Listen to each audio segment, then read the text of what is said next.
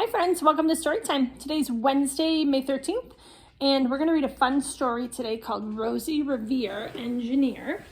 And maybe you've seen this series before. There's about 4 different books that Andrea Beatty wrote, and this I think was her second one. It's one of my favorites. So let's take a look at Rosie, Revere, Engineer. This is the story of Rosie Revere, who dreamed of becoming a great engineer. In Lilac Greer's classroom at Blue River Creek, young Rosie sat shyly, not daring to speak. But when no one saw her, she peeked in the trash for treasures to add to her engineer's stash. And late at night, Rosie rolled up her sleeves and built in her hideaway under the eaves. Skip the page. Alone in her attic, the moon high above, dear Rosie made gadgets and gizmos she loved. And when she grew sleepy, she hid her machines far under the bed where they'd never be seen. Wow, the artwork on this page is amazing.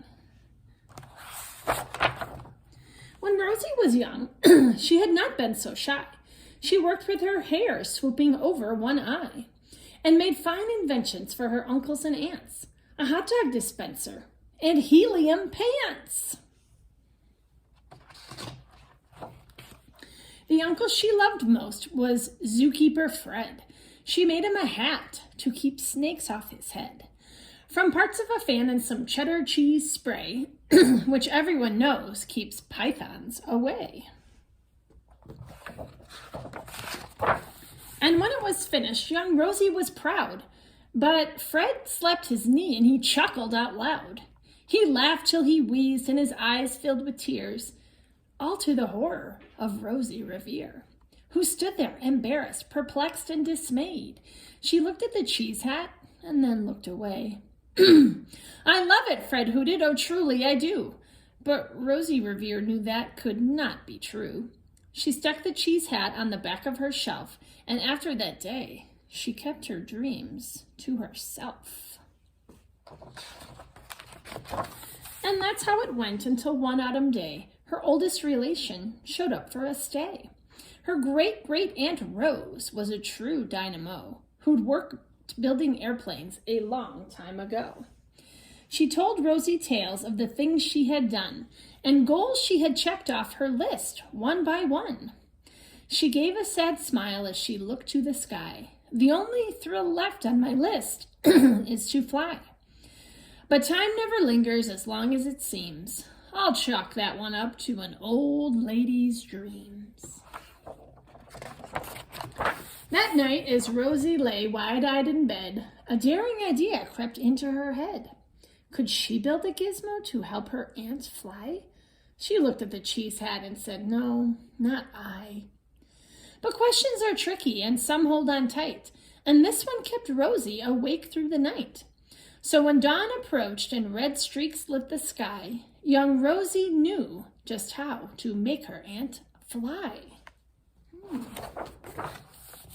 She worked and she worked till the day was half gone, then hauled her cheese copter out onto the lawn to give her invention a test, just to see the ridiculous flop it might turn out to be. Strapped into the cockpit, she flipped on the switch. The hello cheese copter sputtered and twitched. It floated a moment and whirled round and round, then froze for a heartbeat and crashed to the ground. Then Rosie heard laughter and turned round to see the old woman laughing and slapping her knee. She laughed till she wheezed and her eyes filled with tears, all to the horror of Rosie Revere, who thought, oh no, never, not ever again will I try to build something to sputter or spin, or build with a lever, a switch, or a gear, and never will I be a great engineer.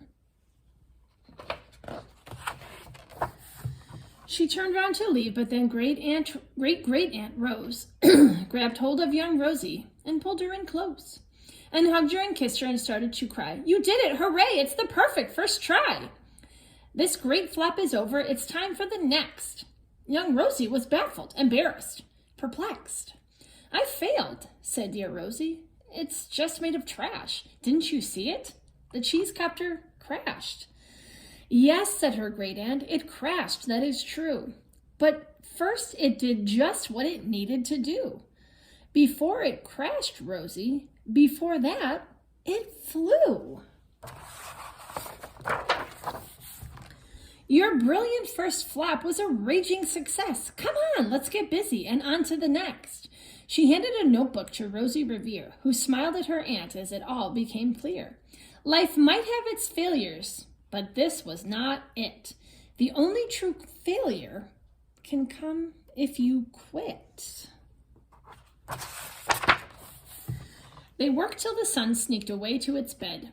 Aunt Rose tied her headscarf around Rosie's head and sent her to sleep with a smile ear to ear, to dream the bold dreams of a great engineer. At Blue River Creek, all the kids in grade 2 build gizmos and gadgets and doohickeys too. With each perfect failure, they all stand and cheer, but none quite as proudly as Rosie Revere. The end. Oh, look, there's her great aunt in the copter. And here's Rosie.